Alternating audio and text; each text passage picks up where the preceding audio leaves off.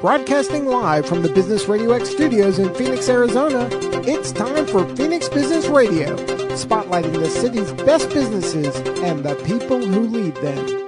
Hi there, everyone. My name is Deb Karen. I'm your host of Culture Crush RX, where we explore what makes a great company culture and chat with local business leaders about how we can cultivate a healthy and productive work environment. And today's conversation is going to be very interesting. I'm really excited about who we have in studio today. I'm joined by Michelle Cirocco, the Chief Social Responsibility Officer with Tele, which is a really incredible organization that provides education and career opportunities for incarcerated women, both while they're in prison and after release. Michelle has some really cool stories that she's going to share with us today. And then we also have in studio Justin Yentes, the owner and lead investigator with Arizona Investigative Associates. Also some cool stories to share because you have worked on some very high profile cases. So we're going to dive into some interesting stuff, maybe get a little bit off of our culture talk here and there, but I think this will be a really great conversation. So I'm going to give you both an opportunity to introduce yourselves in a little more detail. And we like to start with, what was your very first job? So Michelle, do you want to kick us off? Wow. My very first job was when I was 13 years old. I sold tickets for the Maricopa County Mounted Sheriff's Posse over the phone under the table. That is beautiful. Yeah. So much irony in all of that. There is. That's awesome. So just give us a little bit more on Tele. I think this is an amazing organization. I didn't really do it justice. So can you give us the little elevator pitch on what it is that you guys do? Yeah, Tele is a business-to-business sales and marketing agency that helps small, medium, and large companies, particularly in the technology space, get new customers. We pride ourselves on the fact that we deliver meaningful results for our clients. Specifically, we've delivered over $8 billion in revenue for companies like SAP, Marketo, and Adobe. But the really interesting thing about our company is the way that we go about doing it. We have 450 women working for us inside of the correctional facilities, both here in Arizona and Rockville, Indiana. 5 of our 9 contact centers are located in the women's correctional facilities. And the company is a company that was founded on purpose. So it wasn't that we were a call center who said we wanted to go out and find cheap labor and we started to contract with the prison to give us prison labor. We are the original founder of the company, was involved with prison ministries, and he looked at the situation and felt that there was something fundamentally wrong, that we were not preparing the women to be successful after their release. And he actually had been in the call center business. So he started a call center inside the prison, and this was 1994. And then he met our co-founder and former CEO, Jim Hooker, who came to the business with a background in technology sales. He was a former IBM sales executive. He'd built and sold a couple computer businesses.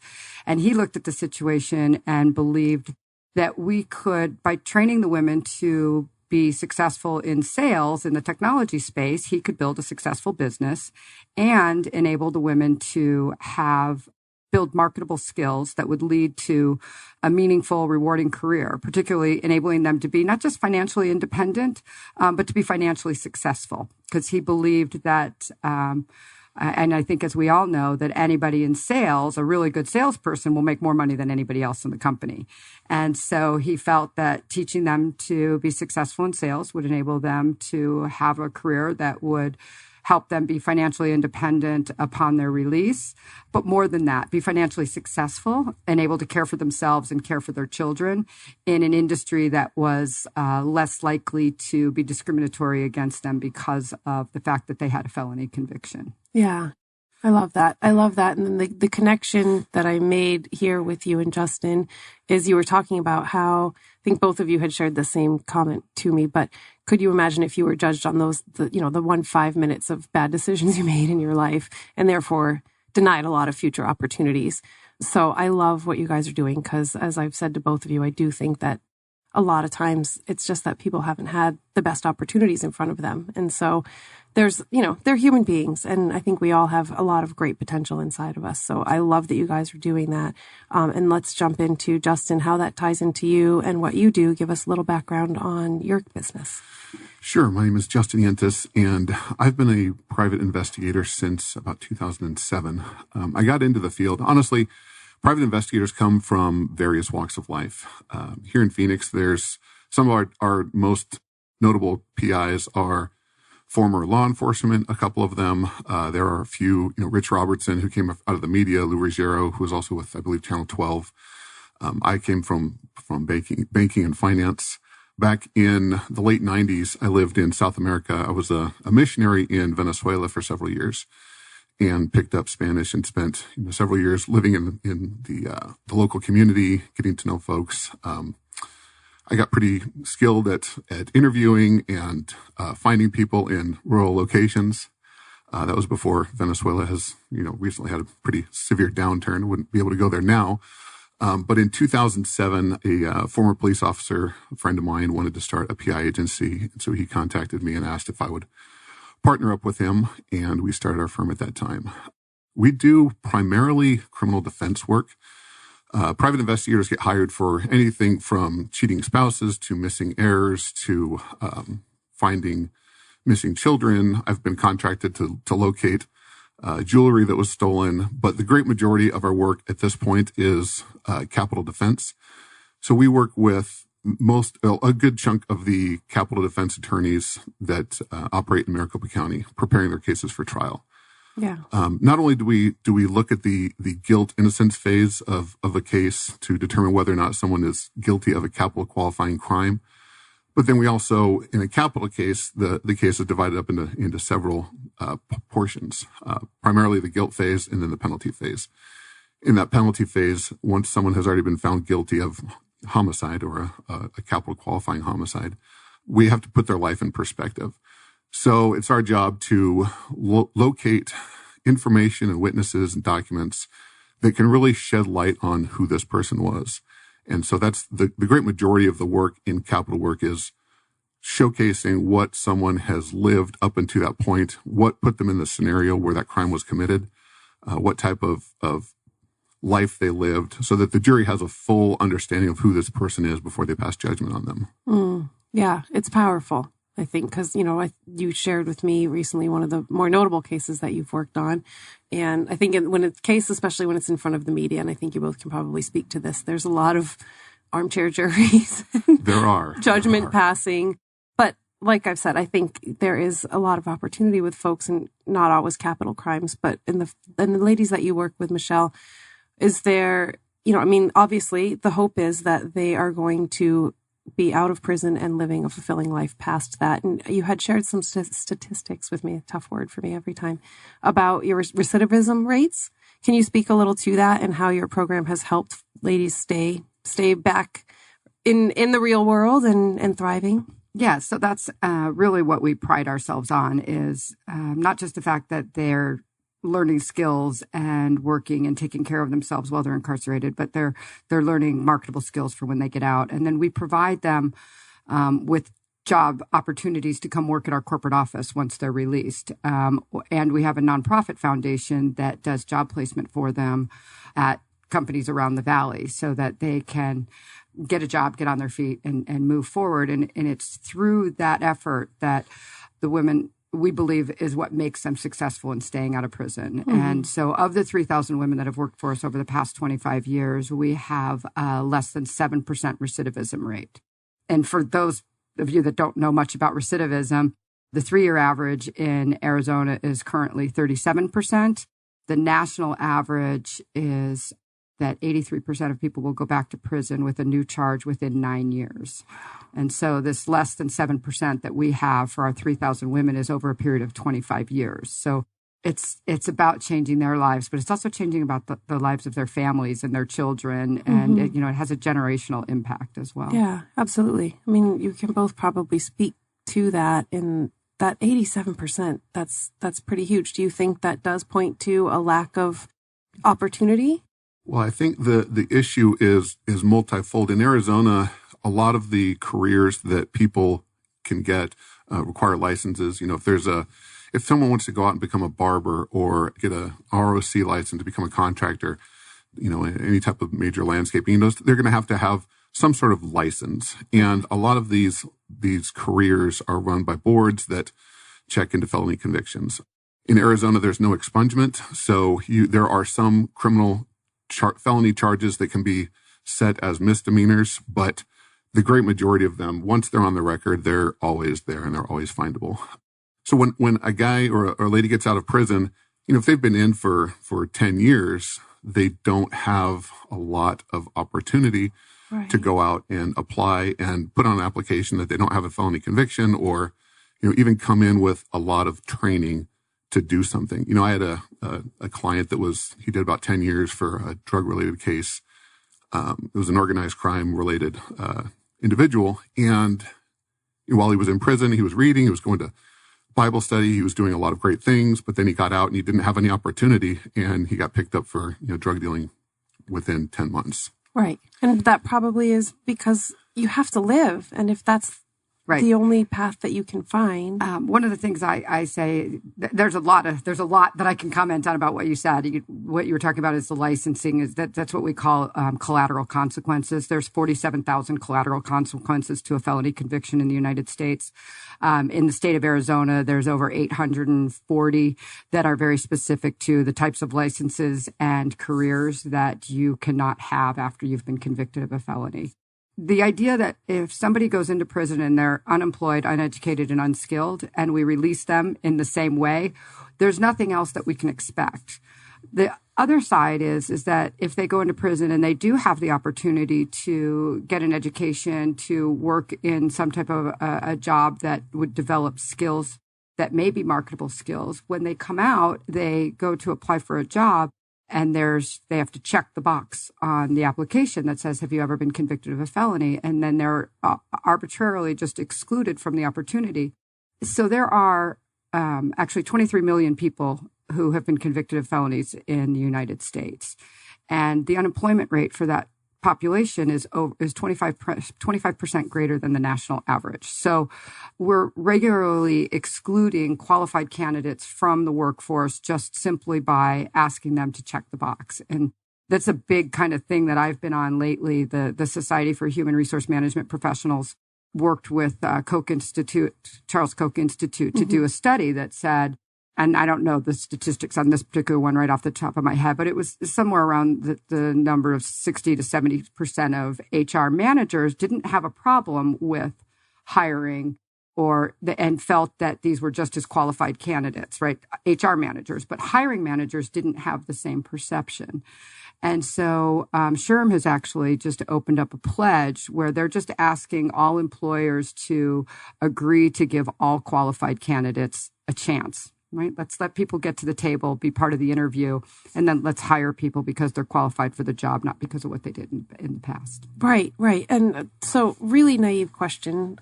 But, a felony, like you were saying, sometimes I don't want to be like, it's just drugs, but if it's just drugs, that's not a violent person. That's somebody who probably was entrepreneurial or, there's some other ways to spin that. Possession of marijuana in Arizona is a felony.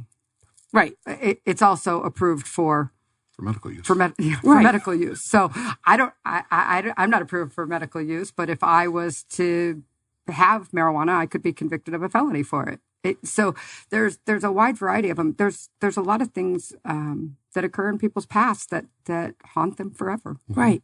And like you said, for 5 minutes or, one little thing that doesn't define you. Yeah. I think it's amazing what you guys are doing. So in the prisons that you work with, and please correct me if I say anything like, not in the proper language. I want to respect all of this. But are you working typically with, what are the crimes that most of these gals are in for? Well, to be honest, we practice a don't ask, don't tell policy because everybody has their own perceptions, right? We all have our own internal biases that might make, I might feel one way about something and you might feel completely different about it. Yeah. However, what I can say is that 86% of all people in prison in the state of Arizona are there for something related to substance abuse. It's either a crime, it's either possession, distribution, sale, manufacturing of a substance, or it's a crime that they committed while under the influence, such as driving under the influence, wrong way driver, or something that they did in an effort to get drugs. So fraud, credit card fraud, checks, so things that they may, or even burglaries that they may have done to get access to drugs. And then on that point, the way the Department of Corrections, they classify their inmates based on a lot of different factors. But I would assume that this is the same at Perryville. In the male prisons that I visit quite often, they're designated from anywhere from a level 2 yard to a level 5 yard. And so a lot goes into what designates your dangerousness level.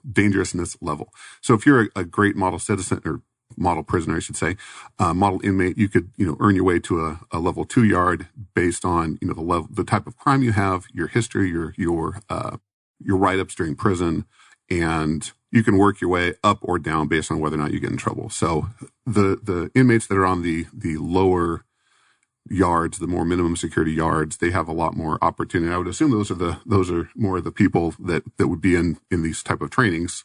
And you can correct me if I'm wrong on that, but they would have a lot more opportunity because they're going to get out and they're going to be doing shorter times and they're behaving themselves while in prison.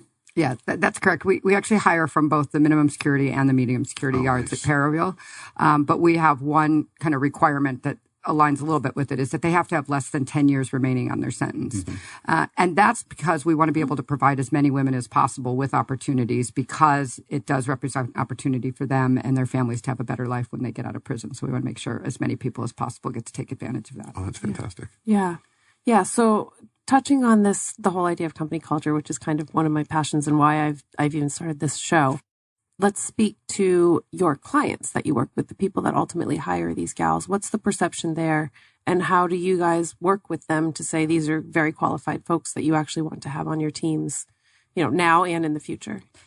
So it's an interesting question, and it's changed significantly over the years. When I first started my career as a sales rep with the company, and I was selling the product or selling our services in the late 90s, early 2000, when I would tell people about the business model, they would have a very, very negative kind of reaction to it, right? Notions there was this idea that these people would never be smart enough or never be capable enough to represent their product effectively. So back then we would say, just come visit our call center and meet the ladies and see the team in action, and then you decide, right? That was kind of the approach. Now, 20 some odd years later, it's completely different. And it's different because the world is a different place. It's 1 in 2 people have an immediate family member who is currently or formerly incarcerated. So that means that this problem of mass incarceration really touches everybody in some way. So people's minds are much more open, and I think people are much more considerate and thoughtful because they know a family member or a friend or a cousin or something that has gone through some sort of experience. Humanizes it. Yeah. But candidly, one of my absolute favorite things to do is to take somebody out to the contact center, and everybody goes out there and they tell me they've never been to a prison before, and I'll ask them what they expect, and everybody always tells me, oh, I don't have any expectations. And then inevitably, as the day progresses and they sit down and they talk with the ladies and they meet the team and they see the work that they're doing, I just see their eyes light up, and it's a complete change in the way that they think and the experience that they have. And as people sit there and have a conversation, they realize either that could be me, or that could be my sister, or that could be my own mother or my own daughter. Mm-hmm. And it changes everything. I recently took the CEO of Marketo out to visit, and very powerful man, $300 million company that he's running, and within 20 minutes of our time there, he says to me, he just says, wow. and he said, Michelle, I'm speechless. He said, I am a man who is never speechless. 10 minutes later, he says to me, he goes, I have to admit, you have forever changed my view of the world. The next thing he said was to his chief revenue officer. He says, Eric, he said, how many business development reps do we have at our office in Denver? And the answer was 125. And he said, give me one reason why I don't fire them all and give all that work to Tele, because these women are exponentially better than we have ever had in our own office. Interesting. Yeah. That's incredible. It really is. What do you think points to how you are creating that, and, why are they so much better at that role? So there's I think a lot of elements that go into that. There's one, if you could imagine being at the worst point in your life, you're at absolute rock bottom and you've been kind of set on the sideline to go do some time. Fundamentally, you're going to start to think about, what am I going to do differently? How did I get here, and how do I change, and how do I get better? So that's the first thing, is that there's this desire to want something more, to have a better life, to change, to get back what you've lost, to get your children back. Right. Perspective. Yeah. And then there's a pay it forward model that occurs, particularly with the women. So it starts with, and the girls tell me this story, a lot of different girls from different walks of life and different contact centers will tell me very, very similar versions of this story. They'll say, when I got here, I was broken and I wanted to figure out how I was going to fix my life. And then I looked around and there was some women here that were different. They carried themselves different. They had more confidence. They were very articulate. They were very positive. They were motivated in what they were doing. There was just something different about them. And so I wanted to know what they had. And I wanted what they had. And so then I went to talk to them, and I found out that they worked for Tele. And then they encouraged me and coached me to get me to apply for the position, and helped me get there to be able to get the interview, to get accepted, and then to learn the skills that I needed to be successful. And so it's this combination of desire, support, help, and gratitude. They end up very grateful for that opportunity, I think. Gratitude. And also there's a whole role modeling thing. Because we've had 3,000 women who've worked there, we have women who have gone before them, who've gone on to be successful. So they can hear stories about, and they can meet, because the women go back in on a regular basis, they can meet women who were once in their shoes, who are now, an executive at some company. They've bought a house. They've gone to college. They're sending their children to college. They've gone on vacation to Hawaii. Yeah. And the regular thing that's said is, look, there's no difference. There's no difference. We're all the same, ladies, And so the belief that they can be successful, and that this is a platform that will enable them to be successful. Well, it's great that they have that support system. And I've noticed that with a lot of the inmates that I've worked with, we'll have a guy that has come off the streets. He was raised by gangs or passed around in foster care, or really just never had a family or someone around them to guide them, to support them, to encourage them. And, we get into their cases in capital work. Those will take 4, 5, 6 years. And, there's a whole team of us working. We all kind of become a family, and we see these guys flourish. These are people that have been charged with heinous homicides and very horrible crimes, but to have people around them that will support and encourage them, and to have hope and desire to make the best out of their current situation moving forward, you really see folks come alive, and it's just fantastic that there's organizations out there that will facilitate that as they get back out into society, because that is so important that they maintain that support once they get back out into society, so that they can continue on the good path that they're already on. Yeah. Well, I mean, as human beings, we all have a need for connection. Exactly. And I think quite often, probably in the case of some of these folks that you're dealing with, they didn't have that growing up. And that's how they ended up making these mistakes and getting into these situations where now they find themselves, in this situation. Mm-hmm. Michelle, I want to bounce back to, you were saying, there's an application process and how they become part of the Tele team. What percentage of the ladies in prison actually have the opportunity to work for you? Or, how many of them are you? I'm curious about that, because it must be competitive. And what other opportunities do they have aside from what you're offering? So anyone can have the opportunity to come work for us. Fundamentally, there's no discrimination. There's things that they have to meet in order to be able to. First, they have to have a GED or a high school diploma, which is really the first starting point. Many of the women get there and they don't have that. And so the first thing they do, then they find out, this Tele thing, I have to get my GED. So they go about the path, and they can do that while they're in prison. And getting their GED, which from a personal standpoint, I believe in many cases that's kind of the first step in life where things went wrong, right? That's the first turn off the path was you either dropped out of high school or you didn't graduate for some reason. And one of my favorite stories, I was going out to visit one of the centers one day, and I'm walking across the prison yard, and this girl comes running out of the visitation area, and she's waving a piece of paper, and she says, hey, you're the Tele lady, aren't you? I turned around, I said, yes. And she said, well, I just got my GED, and I'm coming for your job. I said, baby, it's all yours. Yeah. That's really cool. Yeah. So that's kind of the first thing. Then whenever we're hiring, when we have capacity, so here in Arizona, we have 300 women that work for us. And so there's always people who are getting released. That's an ongoing thing. That's positive attrition. So every couple months on each of the yards, we'll be hiring and doing a new hire class. So we post the application. The DOC does a little bit of a screening, mostly to make sure that they're disciplinary free and that they have their GED and that they have less than 10 years and they have more than a year. Mm-hmm. Then they go through a process just like any other job. So they have to take a typing test. They do a written summary. They do a face-to-face interview. And they do some computer-based skills testing. And then we pick the ones that kind of meet the criteria. In some instances, we'll have 20 or 30 people are applying. Some instances, we'll only have 5 or 10. But we pick the best of the group.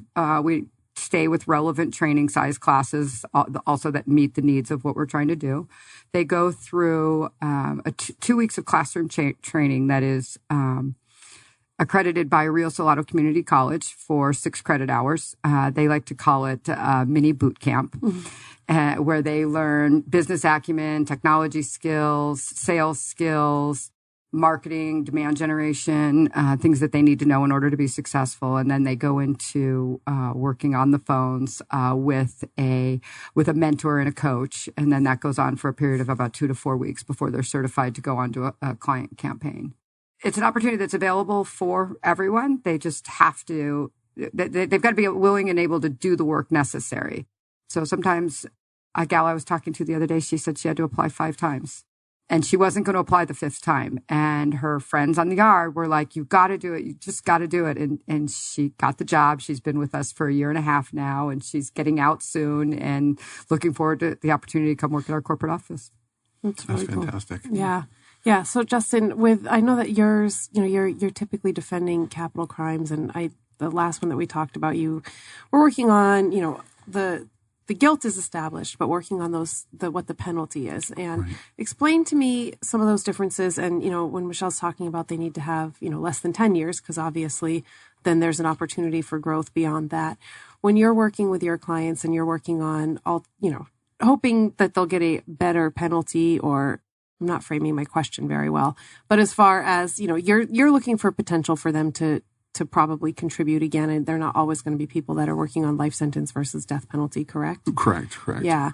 Just talk a little bit about what are the things that go into showing that person, that, like you said, putting their life in context and how they're going to improve while they're in prison and maybe lessen their sentence so that then they can come out and have these opportunities and be a little bit reformed and contribute to society. Sure. And the level of cases that we end up working on, they do tend to vary. I think, on the smaller end, I once worked a case. It was a theft of $43, and wow. That somebody really wanted that $43. They really did. They really did. That was it was a postal worker, so it ended up in federal court. But so that was on one end of the spectrum. The other imagine hiring you was worth the $43. Okay. Well, the postal inspector's office got involved, and the U.S. Attorney's office. So it tends to escalate from there. The phrase "making a federal case of it" comes from somewhere. Right.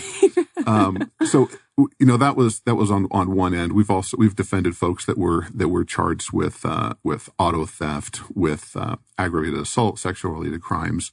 Even during the late 2000s, there were a lot of cases involving mortgage fraud that we were all. It seemed like everyone in town had a stack full of mortgage fraud cases that we were all trying to work simultaneously. Mm-hmm.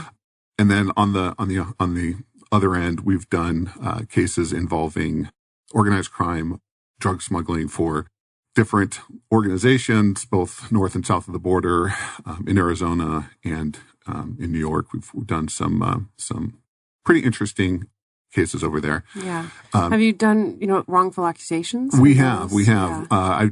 My company, we do some volunteer work with the Arizona Innocence Project, the Justice Project. And so what we do is we go and help them with interviews or with investigation to support the potential or the investigation into wrongfully accused folks. So we've got a couple of those that are going on right now. We work also with the Hawaii Justice Project, doing some work for them, doing investigations for their clients. Hawaii has a good number of their inmates housed here in Pinal County. Really? They do. They contract with Corrections Corp. Well, I believe it's called Core Civic now. It's a private prison, and they house their folks there. So we have a pretty wide array of cases that we've worked on. The capital cases, when someone is charged with a capital crime, it's the county attorney's office takes a look at the crime and they see if it's extremely heinous or if it qualifies under one of the several capital aggravators. Crimes against children or murder for hire, witness elimination, torture. These really disturbing crimes they will send for capital review. So when we get a case like that, we always start by looking at the guilt of the person, whether or not the evidence is there to convict a person of that crime. And for those cases, we'll bring in forensics experts, we'll bring in computer experts, cell phones, blood spatter, anything you can imagine. We've probably hired an expert to analyze it. We use DNA experts in state and out of state to review DNA evidence. And that all goes into the determination of whether or not the person is guilty of the homicide. Okay. After that, and simultaneously, we work doing what's called sentencing mitigation. And so as part of sentencing mitigation, we take a look at the entire life of a person. Right. And as an example, I have a client, her name is Rebecca. She is now out at Perryville doing a couple decades, and she was charged with homicide. Rebecca was on camera shooting her husband in the head. So at the onset, there was more evidence than we normally get in a case. After that, and this is all on camera, she lit a cigarette, sat down on the couch, waited a while, called 911. And this was all caught on camera. So I worked on that case for several years, working to get information that would help Rebecca get a sentence that was fair. What I determined was that she had come from a very broken home. She had been sexually abused by a member of her church out of state, and she was ostracized by her family and the other church members for being the victim of sexual assault. She was then essentially sold into sex trafficking. She was in various abusive relationships with various men in several states, and ended up in Arizona working at a gentleman's club, but it was a strip club. Mm-hmm. She was then picked up by a patron of that club. And this is a guy that had some means and moved in with her. They moved in together, were married. But he was also very, very physically and emotionally abusive. The reason why the homicide was caught on camera is because the man had locked all of the doors in the house with locks that couldn't be opened from the inside, and had cameras in every room so he could watch her to make sure she couldn't escape. So on the onset, when you would see this in the news, Rebecca Doe kills, XYZ person on camera, the comments on, Facebook and on the news posts are just heinous. Right. But when you take a look at where she came from and why she ended up in that position and how many times she called out for help, she was headbutted right here in Tempe, about 3 miles from where we're at right now, in front of a off-duty Tempe police officer. and tried to not press charges, telling the police officer that this man would kill her eventually. And this is not really that uncommon of a story, though. I mean, maybe not to that extreme, but I feel like it's not that uncommon at all. Yeah. In fact, there's one of the TED Talks by a girl named Erica Munoz, who's at Perryville as well. She tells a story, and her pitch is hashtag not me anymore. Because she's very, very similar story of all the things that led up to her ending up in prison. Right. But it's all stemmed from the sex trafficking problem. That one thing that's, in this case, caught on camera becomes that definitive moment when you're putting, it is much more powerful when you put that context around. You've got a woman that has been tortured and abused and used and beaten for her entire existence. Right. And has been dropped into the situation where she is held captive. She's got a young son that I'm still in contact with. He's on the outside. He's in the foster care system. And she didn't have a lot of options. Now, no one is going to go out there and say, that what she did was the best possible option, but knowing the entirety of what she experienced in her life, it puts the shooting in perspective. It's not just a homicide out of anger or jealousy or anything else. This was a damaged person that reacted in the way that made sense to her at the time. Mm-hmm. Yeah. So she'll be doing, she was represented by Jennifer Wilmot. Jennifer and I, Jennifer did the Jodi Arias case. And so we had worked on that. And now, after that case had finalized, I had asked Jen if she would take on Rebecca's case, and we ended up resolving that one as well. Yeah. Jennifer has worked a lot with women who are higher profile accusees. Yeah.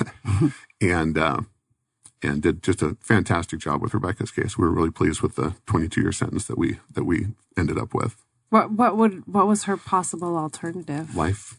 Yeah. Yeah, the death penalty. Yeah. And we talked a little bit about this. I'm really naive about a lot of these things as far as, and like you said, the comments on, not that that's, they're out there, the comments on social media and AZ Central, you'll always see that, like you said, take them out back and just shoot them right away. Right. But when we're uneducated about it, like I am myself, it seems like, well, wouldn't the death penalty cost less? Or, there's all these factors that people consider in that. But you clued me into not necessarily, that's not true. Mm-hmm. And then I love that there are, there's programs that can help these folks, and they're just wounded people. Yeah, I would love to see Rebecca in this program. Honestly, I'm sure she will be at some point after a couple more years once she's in that 10-year range. Because she's a bright girl, and she had a lot of potential, and she loves her son, and her son's out out in foster care right now in a group home. And, he loves his mom, and he's going to be a grown man, right? He is. She's got 22 years. He is. So that's the one thing that I would say that is the biggest driver for Tele Verde is kind of our stated purpose, mission, vision, values are about providing people with life-changing opportunities and unleashing the human potential that's within. Because there's so many women in there who have this innate potential that just it's never been unleashed because of circumstances like what you're talking about. Right. And so giving them that platform to overcome their past, learn new skills, get out and go on to be incredibly successful. Mm-hmm. Right. I'm sure you might have women in your program who would say that going to prison ended up being the best thing that could ever happen to them because now they're provided with this opportunity. Well, yeah, almost everyone who has gone in and come out to be successful and put their lives back together will tell you, I am who I am today because I once wore orange, right? Because it gave me the opportunity to restructure my life and take on something new. Yeah, considering that their path led them to where, to there. Had they not ended up there, they'd still be on that path. Yeah. Or dead, or worse, or, Wow. It's powerful stories for sure. Yeah. So, in those timeframes, like this gal that you're speaking of, because we have to get down to that 10-year window before they're provided with the opportunities at Tele, what do they have for resources in the meantime?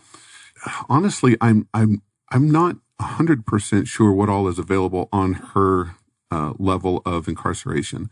I've got a client right now in max custody over in Florence that has faced several charges over the years. He's a guy that I've represented probably 4 times in the last 10 or 12 years. But he's studying right now for a psychology degree. He's doing a lot of correspondence work. We've been talking quite a bit. I talk to him about every 2 or 3 weeks, just to encourage him and to tell him to keep going and to talk about his plans after. And he'd like to get out and do some prison and gang consulting and be an expert witness once he can get out and get his life going again. He's done with the prison life. He's already been in, 20 of the last 40 years or so. And so there are some opportunities for them to study and to gain some work skills. There's classes and courses that DOC does allow, and then there's several of the colleges that'll do some correspondence work. I'm not sure what all Rebecca has available to her at this moment, but definitely there are groups and training within the facilities that they can attend. Yeah. There's a wide variety of programming groups, education. There's not enough. There's not enough anywhere to get people what they need to be successful when they get out. Although the DOC and DES have implemented a career center at both the men's, women's, and the men and women's prisons to help people that don't have opportunities like they have with Tele to get jobs and prepare for jobs, job skills, resume writing, and things that they need to be able to get jobs when they get out. So there's a lot of work going on. But I think one of the things that's different about Tele compared to most of the other prison jobs is it's really about developing a marketable skill in a country where we've really moved to an economy of knowledge workers. We need to fill the pipeline of people, right? Women in tech, women in revenue, men in technology, right? We need to fill that pipeline of people by providing them with skills that are relevant for jobs that they can get where they can make money. Because I recently read an article that it was in the Denver Post. So Colorado has massive prison overcrowding right now, and they're trying to figure out, do we open another prison or do we figure out how to reduce the population? And so one of their ideas was that they have 50% recidivism, and if they could reduce that recidivism rate, then they could reduce the population. And the article specifically stated that what they planned to do was to prepare and provide prisoners with unskilled jobs when they were released, because they thought that would keep them out of prison, which goes directly to the idea of what you were talking about earlier, right? Now you've got a job, but it's not enough money to live on. It's not enough to take care of your children. It's not enough to take care of your family. You're not proud of the work that you're doing. And so you're going to go back to what you know, which is, dealing drugs or burglary or whatever it is. And so that's what creates this cycle of recidivism. So it's about skilled jobs. And giving people purpose, right? Something that feels meaningful. Right. Well, I just read a stat from LinkedIn. They surveyed 34,000 people who said that they wanted purpose in the work that they were doing. And 45% of them were willing to prioritize purpose over pay or title. Right. And I think that's true. I mean, I want to get up in the morning and feel like what I'm doing is contributing to the greater good of something. Right. So the idea of providing people it was unskilled jobs in agriculture. Right. So I think getting up in the morning and going and picking cotton or whatever their idea was, it's not sustainable for somebody's personal morale. Right. Yeah, I think they have to be, they have to have something that they're passionate about.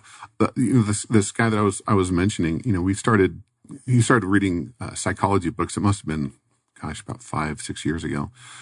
And just having something that he was interested in and passionate about and curious about and that he could feed his mind with, it really gave him a lot of hope. And as the years progressed and he started enrolling in correspondence school and he saw his end date nearing, he gets out in another, I believe, 4 or 5 years.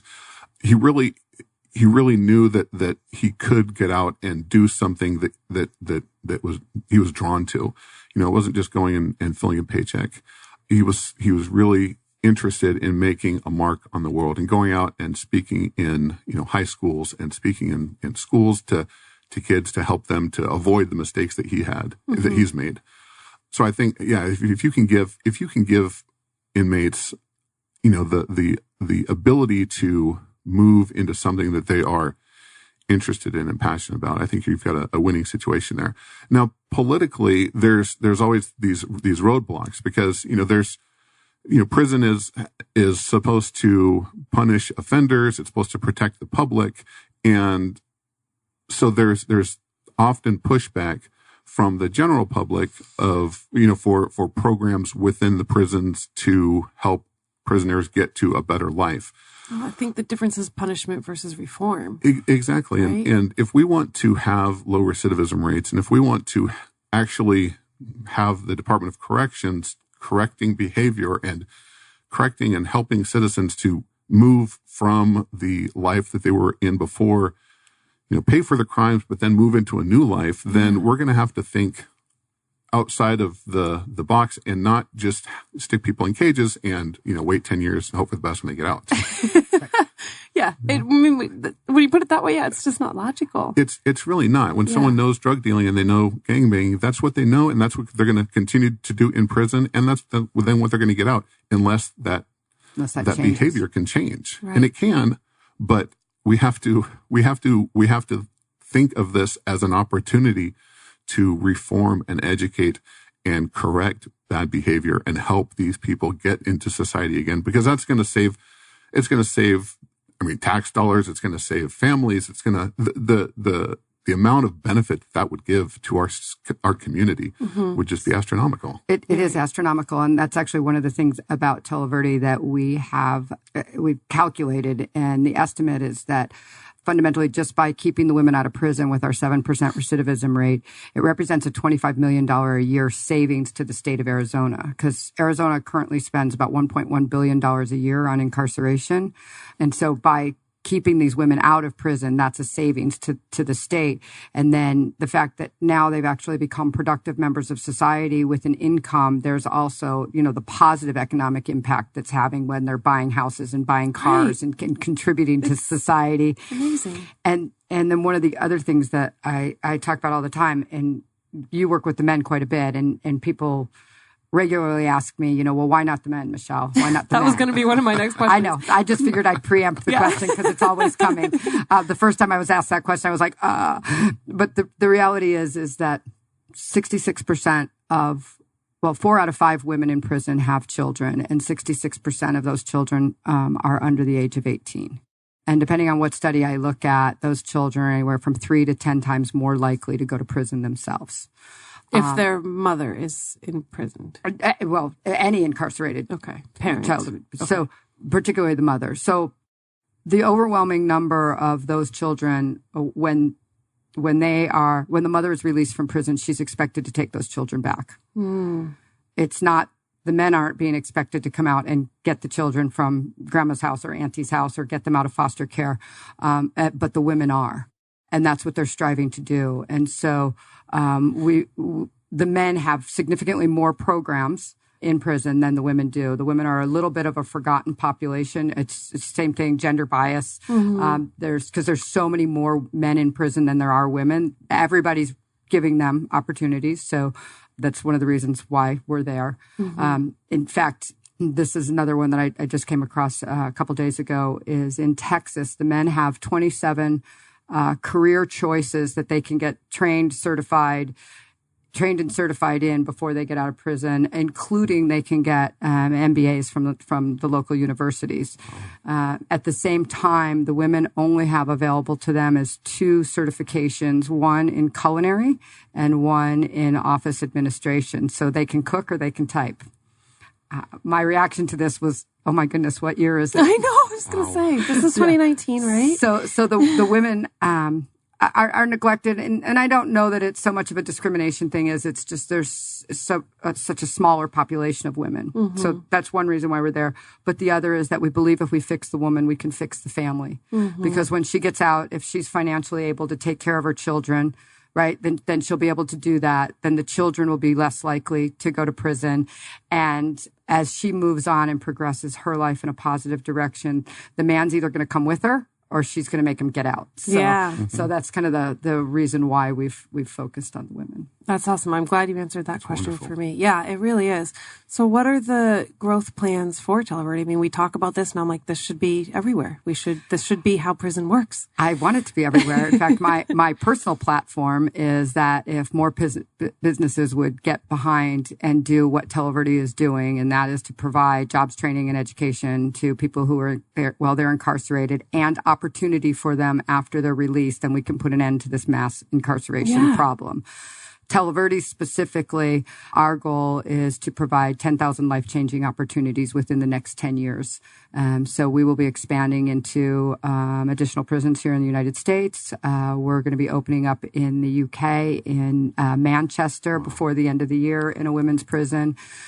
Is it similar there as far as I went to visit, and you know what? It was exactly the same. The women were the same. They had the same problems. They had the same challenges. They wanted a better life.